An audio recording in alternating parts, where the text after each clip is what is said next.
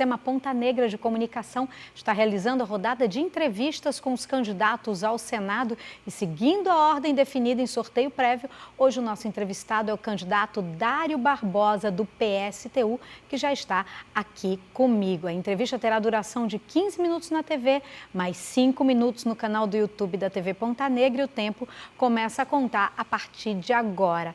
Boa tarde, candidato Dário Barbosa, seja muito bem-vindo aqui ao Jornal do Dia, bem-vindo à TV Ponta Negra. Boa tarde, Micarla. Boa tarde aos funcionários aqui da casa. Boa tarde aos telespectadores da TV. Candidato, eu queria começar já fazendo uma pergunta em cima de uma das suas primeiras propostas, que estão listadas na sua plataforma, né, e que prevê a aplicação de 10% do PIB na educação e mais 10% na saúde pública. A gente sabe que o senador é exatamente aquele que legisla, aquele que leva as leis que podem mudar, inclusive a Constituição, né, e outras leis do Brasil. Mas qual seria a estratégia para alcançar esses percentuais de investimento caso o senhor seja eleito? Primeiro, Micarla, os senadores e os deputados federais, como você falou, eles têm a obrigação de fazer legislação, de leis, modificar a Constituição ou criar novas leis.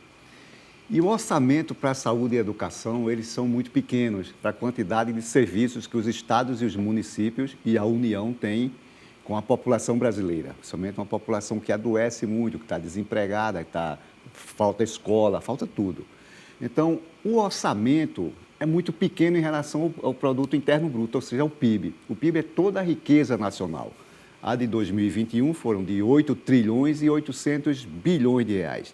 Mas o orçamento da saúde, né, ele está próximo de 200 bilhões de reais. E o da educação em 140 bilhões de reais.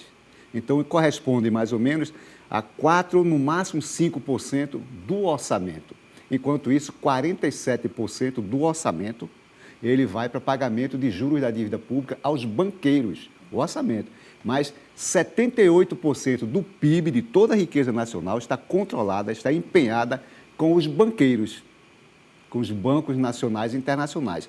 Então, se é possível dar 78% de toda a riqueza nacional para os banqueiros internacionais e nacionais, por que não é possível pegar 10% da riqueza nacional do PIB anualmente e investir na educação e 10% para investir no SUS, na saúde pública? Nós achamos isso possível.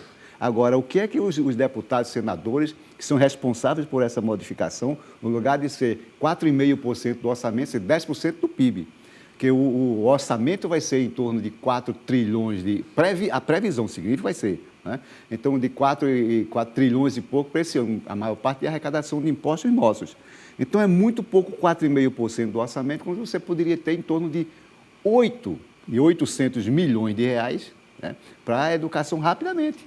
E também para a educação, no lugar de ser 140 bilhões, ser 800 milhões.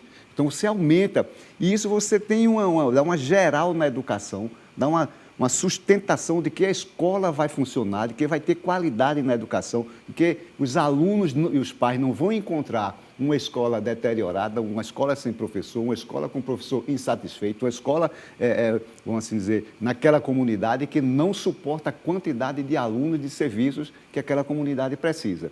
Por isso que uma das nossas propostas é isso, é modificar a forma de financiamento da educação, no lugar de ser pelo orçamento, ser pelo PIB e na saúde também. 10% do PIB da riqueza nacional todo ano para a educação e 10% para a saúde e principalmente para o SUS. E nesse caso, candidato, isso seria feito através de mudança da lei, da própria Constituição ou não necessariamente da Constituição? Isso é possível fazer com mudança na Constituição, mas principalmente mudando as leis do orçamento.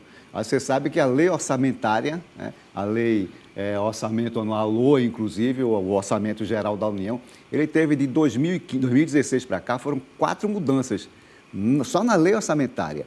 Então, os próprios senadores e deputados, veja a contradição, eles criaram, já existiam emendas parlamentares, emendas de bancadas, emendas de individuais e agora emendas do relator que se chama o orçamento secreto.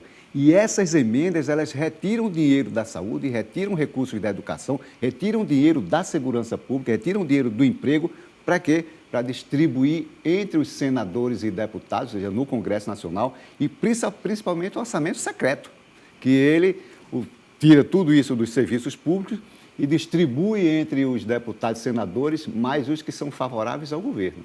E os deputados, os nomes dos deputados e senadores não precisam aparecer na distribuição de dinheiro público e fica. Então, não é um orçamento secreto, é um orçamento com dinheiro público, com distribuição subterrânea, clandestina, entre eles os acordos que eles mesmos providenciam. Então, é possível que a população, compreendendo isso, faça pressão sobre os políticos, sobre o Congresso Nacional, sobre o Poder Executivo, sobre o Poder Judiciário, para que possam ser beneficiários de parte da riqueza que nós produzimos trabalhando e pagando imposto. Candidato, o seu partido tem algumas bandeiras vistas como mais radicais, como, por exemplo, a reestatização da Petrobras. O senhor é favorável à reestatização da Petrobras? E mais, o senhor acredita na necessidade da Petrobras voltar a fazer realmente a economia do Rio Grande do Norte fluir, poder ser uma empresa importante, como um dia já foi ao nosso estado? Sim. A Petrobras é uma das maiores empresas do mundo, aí, do ponto de vista de energia fóssil, que a gente chama de petróleo, essa coisa toda. Então, nós achamos que é possível, sim. Por quê? Porque olha a importância da Petrobras para o desenvolvimento do país, para a produção de riqueza, inclusive para a produção de riqueza, vamos assim, de lucros que o próprio governo federal, a União, fica com a maior parte dele, que é o maior acionista da Petrobras. A Petrobras aqui no estado do Rio Grande do Norte foi praticamente desativada. E aí, falando para os senadores, os anteriores e os candidatos ao Senado agora, eu não vi nenhum senador e não vi nenhum deputado federal, nem governador desse período todo em uma campanha com pressão no Congresso Nacional, pressão no Executivo, além desses presidentes, os anteriores, e pressão dos governadores para que você tivesse a manutenção da Petrobras aqui como instrumento de desenvolvimento do Estado. O pior é que fechou-se a Petrobras, demitiram as pessoas, 2.800 pessoas foram demitidas, tem mais 500 para serem transferidas, se não aceitaram, vão ser demitidas.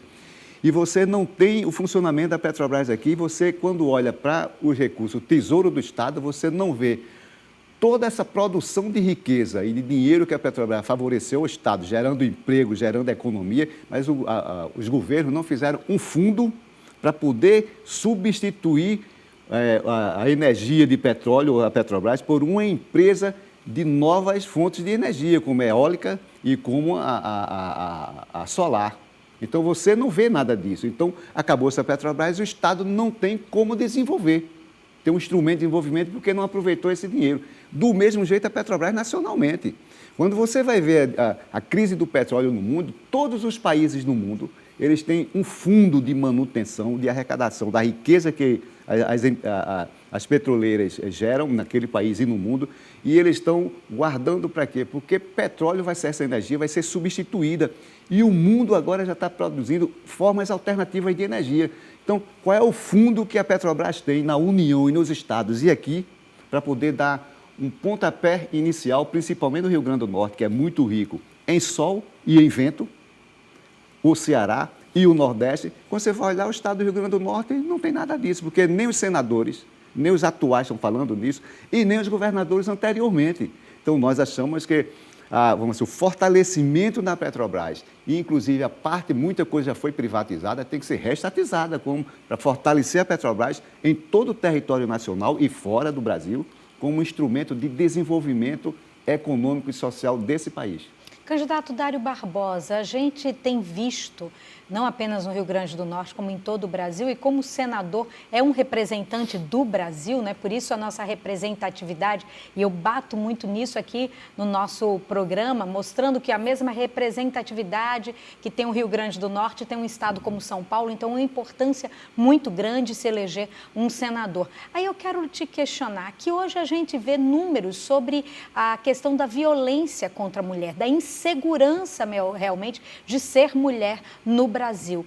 Que projeto o senhor acredita que deve ser importante, que o senhor vai estar à frente caso seja eleito senador da República? Assistência social, né? Mas tem que mudar muita coisa na legislação, porque a violência contra a mulher, o homem já incorporou como uma coisa natural e como uma coisa que ele não será punido, né? Agora mesmo, você estava apresentando o programa, um cidadão cometeu um feminicídio, um crime, né? E 50 e poucos dias, um rapaz jovem, inclusive, né? Quer dizer, o que fazer? Então, o Estado tem que proteger a mulher, mas tem que proteger do ponto de vista da legislação, mas tem que proteger do ponto de vista social. Então, tem que ter assim, uma proliferação de casas-abrigo. O Estado tem que ter financiamento para isso, para proteger a mulher. Mas também tem que ter leis federais punindo com mais rigor e não permitir que essas pessoas sejam presas, vá à delegacia, daqui a pouco estejam na rua. Tem que cumprir sentenças duras, porque a legislação tem que ser dura, para que vai desanimando, vai fazendo com que essas pessoas respeitem a convivência social e, inclusive, a convivência com as suas companheiras. O senhor é fundador do PSTU e o Estado tem uma candidata à presidência da República, que é a Vera Lúcia. Como é que o senhor vê esse momento da esquerda brasileira? O senhor acredita que há como se ter uma união da esquerda em torno, por exemplo, do nome do ex-presidente Lula em um segundo turno? Nós estamos preocupados com o primeiro turno, porque tem uma polarização muito grande entre a candidatura do presidente Lula e a candidatura do presidente Bolsonaro. Mas nós acreditamos que o mundo não é só isso. Nós acreditamos, falei sobre a Petrobras. Dificilmente, no governo do presidente Bolsonaro, sendo eleito, ou no governo Lula, a Petrobras terá vida boa, ou seja, será fortalecida. As suas ações vão ficar muito mais enfraquecidas, porque a sua fase estatal, a sua parte estatal, será mais vulnerável, porque ambos têm projetos de ir privatizando. O governo no passado, inclusive o governo do PT, não parou a privatização da Petrobras. Começou com Collor, com a Constituição, a mudança na Constituição, com o fim dos monopólios. Então veio o Fernando Henrique, foi terceirizando e privatizando a Petrobras nos 2 mandatos do Lula, nos 2 mandatos da Dilma, o Temer e agora o governo Bolsonaro. Quer dizer, então uma sequência de enfraquecimento da Petrobras. Então, nós entendemos que é preciso fortalecer essas empresas, assim como outras empresas estatais. Por isso que nós achamos que nós precisamos defender essas empresas públicas como um instrumento de desenvolvimento. Mas o senhor acredita que pode existir essa possibilidade de todos os partidos de esquerda estarem junto com a candidatura petista no segundo turno? Olha, nós não estamos discutindo isso. Nós estamos discutindo o fortalecimento da candidatura da Vera. Não é isso? O primeiro turno serve para isso.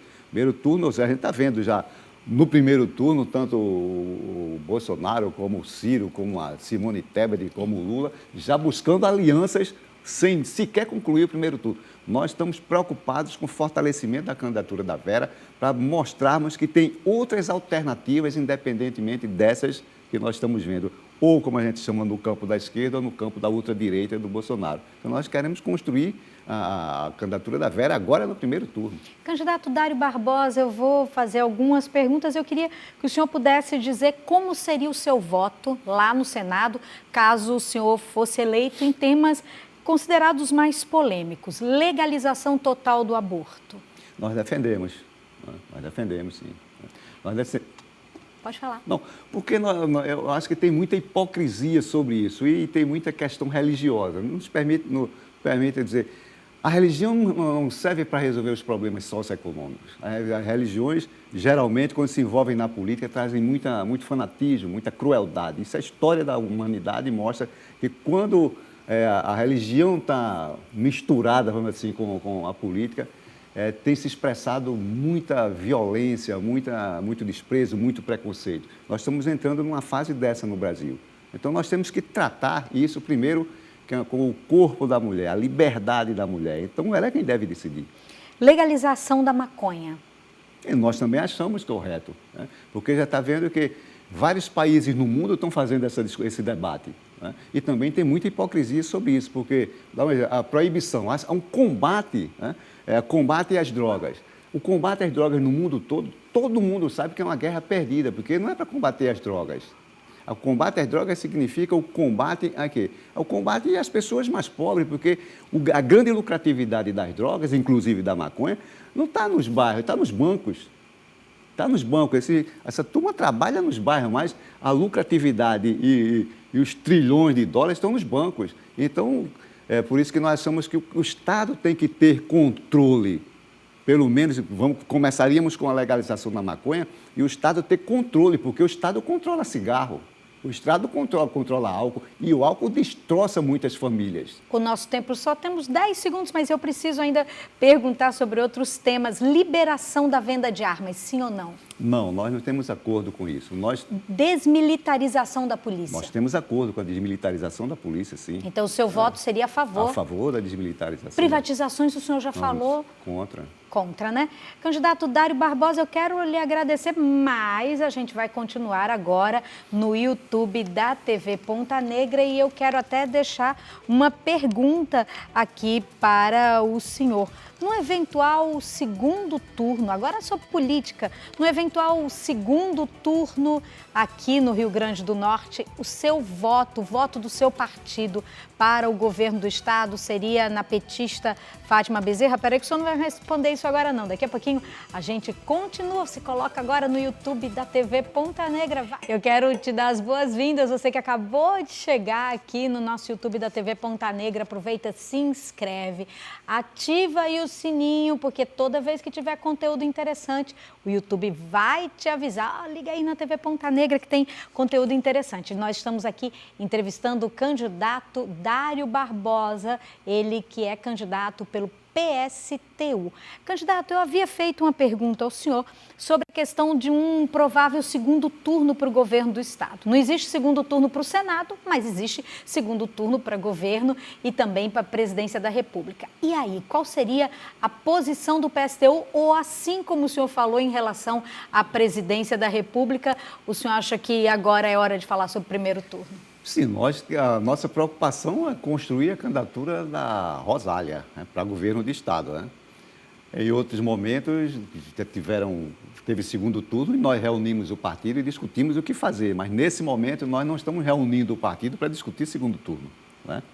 Deixa passar o primeiro turno, depois do dia 2, ver o resultado nacionalmente, o que está acontecendo, então nós vamos discutir também, né? Agora, candidato, tem uma coisa que é muito interessante. O senhor são 10 candidatos, né, ao Senado. É muita gente concorrendo e o senhor não tem um tempo na televisão. Como é que dá para conquistar espaço sem ter como levar a mensagem de uma forma, né, para as massas, vamos assim dizer, através de rádio, de TV? A sua ferramenta principal tem sido a internet ou o corpo a corpo, que é bem característico de partidos de esquerda? Não, nós fazemos de tudo, né? Nós fazemos de tudo um pouco, porque não fazemos tudo muito, né? Mas o principal nós não temos, que é nós estamos usando razoavelmente bem as redes sociais, né? Nós estamos fazendo visitas, fazendo reuniões nas casas das pessoas, dos amigos, dos conhecidos. Nós estamos visitando os atos, participando, quer dizer, então fazendo debate. Então, nós estamos fazendo tudo que uma campanha permite fazer. Agora, infelizmente, nós não temos tempo na televisão, nem no horário eleitoral. Vamos dizer, então, quase agora estava no horário eleitoral, nós estamos fora, né? Por quê? Porque uma das nossas tarefas é mudar a legislação, que foi votada no Congresso Nacional, inclusive com os senadores e deputados daqui, né? Que é retirar o direito de partidos pequenos como o nosso, né, terem o direito à televisão, ao horário eleitoral. Então, isso nos prejudica, evidentemente, mas não nos impede de fazer a campanha, porque nós somos muito persistentes, né? Nós não estamos num partido como o nosso para desanimar, não. Nós somos persistentes e por isso que as nossas bandeiras, as nossas propostas, o nosso programa, nós defendemos com muito ardor e com muita persistência. Agora, candidato Dário Barbosa, para quem ainda não o conhece, o senhor falou que não existe, né? Quer dizer, o senhor não tem esse tempo aí de rádio e TV, mas tem agora esse tempo, né, do Sistema Ponta Negra, da TV Ponta Negra, e algumas pessoas, apesar do senhor já ter sido candidato em outras oportunidades, mas ainda não sabem quem é Dário Barbosa, principalmente o pessoal mais jovem. Afinal de contas, quem é Dário Barbosa? Eu sou um professor de educação física, né? Eu sou professor de educação física há muitos anos, passei no vestibular em 1974, né? Me formei uns 4, 5 anos depois. e aposentado, né? Eu sou aposentado do Estado e da Prefeitura como professor de Educação Física, mas sou um militante já há muito tempo, desde a década de 80, né? Cheguei aqui em 80, mas já havia alguns movimentos antes de chegar aqui. Eu cheguei em Natal, no Rio Grande do Norte, em 80, e de lá para cá a minha participação tem sido a militância no movimento sindical, nos movimentos populares de bairro, militei um bom tempo, e em partidos políticos, né? Então, já desde 92 que eu sou fundador do PSTU, em todas essas lutas onde os trabalhadores precisem dos seus direitos. Então, o fundamental é porque a nossa militância não é uma militância de conveniência, não é militância por cargo, não é militância por dinheiro. Pra você ter ideia, eu trabalhei 38 anos no Estado. Eu nunca tive cargo de confiança, não foi porque me ofereceram, não quiseram me oferecer. Eu nunca deixei a sala de aula para ir para nenhuma prefeitura, para nenhum governo, né? Agora, os convites foram muitos, né? Mas nunca quis. Eu quero viver do meu trabalho, né? E fazer a militância naquilo que eu acredito que pode mudar a vida das pessoas, inclusive a minha e da minha família, e das famílias dos brasileiros espalhados nesse país afora.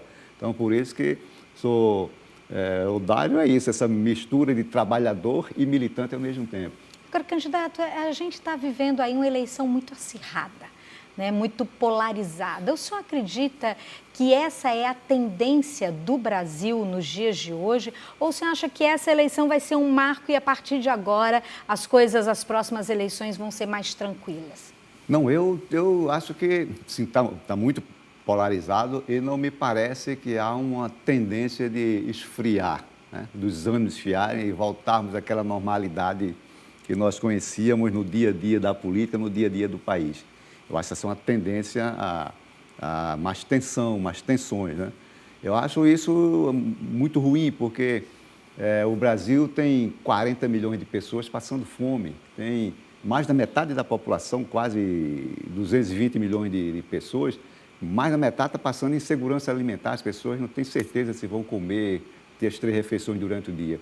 E um desemprego muito alto. 8 milhões de pessoas que não têm casa para morar. Se você for juntar 8 milhões, o déficit mora de 8 milhões de moradias, a 5 pessoas cada casa, você dá 40 milhões de pessoas que não têm onde morar.